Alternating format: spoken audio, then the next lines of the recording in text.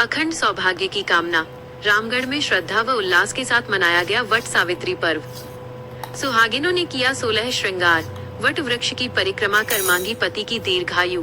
चट्टी बाजार, गोला रोड, थाना चौक समेत ग्रामीण इलाकों में सुबह से ही उमड़ी महिलाओं की भीड़। सौभाग्य की कामना। रामगढ़ में श्रद्धा व उल्लास के साथ मनाया गया वट सावित्री पर्व। सुहागिनों ने किया 16 श्रृंगार। वट वृक्ष की परिक्रमा कर मांगी पति की दीर्घायु। चट्टी बाजार, गोला रोड, थाना चौक समेत ग्रामीण इलाकों में सुबह से ही उमड़ी महिलाओं की भीड़। रामगढ़ विशेष प्रतिनिधि। रामगढ़ शहर समेत प्रखंड के विभिन्न ग्रामीण क्षेत्रों में शुक्रवार को सनातन धर्म का पावन पर्व वट सावित्री पूजा पूरी श्रद्धा, अटूट आस्था और पारंपरिक रीति रिवाजों के साथ धूमधाम से मनाया गया।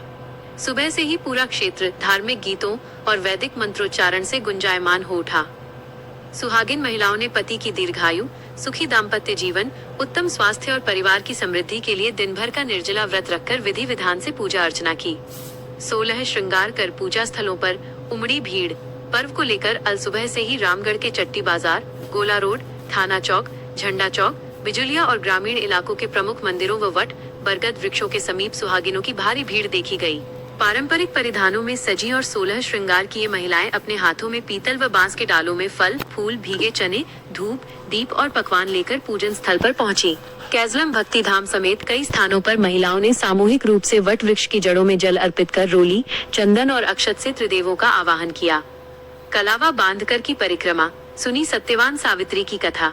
पूजा के मुख्य चरण में महिलाओं ने वट वृक्ष के चारों ओर कच्चा सूत्र, रक्षा सूत्र लपेटते हुए 7, 21 और 108 बार परिक्रमा की और अपने अखंड सौभाग्य की कामना की। इस दौरान विभिन्न पूजा पंडालों और बरगद के पेड़ों के नीचे पुरोहितों द्वारा वट सावित्री व्रत की पौराणिक कथा का श्रवण कराया गया, जिसे सैकड़ों की तादाद में उपस्थित महिलाओं ने अत्यंत श्रद्धा पूर्वक सुना। Box item. क्या है पौराणिक मान्यता? धार्मिक मान्यताओं के अनुसार सनातनी परंपरा में वट वृक्ष को साक्षात त्रिदेव, जड़ में ब्रह्मा, तने में विष्णु और शाखाओं में शिव का रूप माना जाता है। इसी वृक्ष के नीचे सती सावित्री ने अपने दृढ़ संकल्प और पतिव्रता धर्म के बल पर मृत्यु के देवता यमराज को परास्त कर अपने पति सत्यवान के प्राण वापस पाए थे। तभी से ज्येष्ठ मास की अमावस्या को वट सावित्री व्रत रखने की परंपरा चली आ रही है। सामाजिक सौहार्द और अटूट प्रेम का दिखा सुंदर दृश्य। व्रत के समापन पर महिलाओं ने एक दूसरे को सिंदूर लगाकर और वट सावित्री पूजा की बधाई देकर सामाजिक सौहार्द की मिसाल पेश की। क्षेत्र के बुजुर्गों ने बताया कि ये व्रत केवल एक धार्मिक अनुष्ठान नहीं, बल्कि भारतीय संस्कृति में अटूट प्रेम, त्याग और समर्पण का सर्वोच्च प्रतीक है। इस पावन अवसर पर पूरे रामगढ़ क्षेत्र में शांतिपूर्ण, भक्तिमय और उल्लास का माहौल बना रहा। और बहुत से कामना मांगती है, जो उनका कामना होता है वो जैसे सावित्री देवी की कृपा से उनकी प्राप्ति होती है।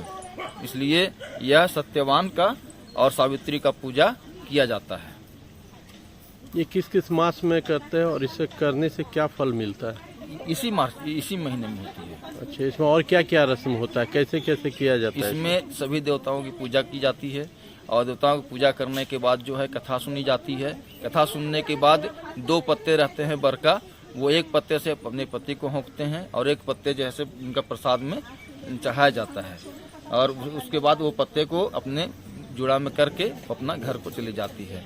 उसी पत्ते से अपना पति को होंकती है। ऐसा मतलब सावित्री ने किया था और उनका अचल सौभाग्य प्राप्ति हुआ था।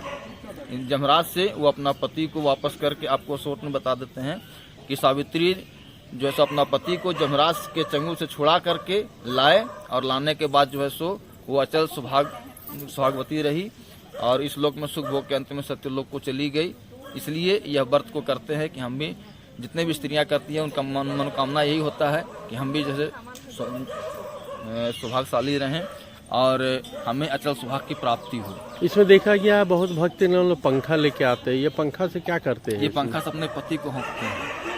इससे क्या फायदा मिलता है? इससे फायदा ये होता है कि मतलब जैसे किसी को अगर पंखा पर बैठा दिया जाए तो उसको आनंद की अनुभूति होती है ना जी, तो वो जैसे आशीर्वाद देते हैं, ठीक है, तो उनका आशीर्वाद की कामना के लिए उनको पंखा से बुलाया जाता है। ऐसा सावित्री ने की। क्या नाम हो बाबा आपका? सत्येंद्र मिश्रा।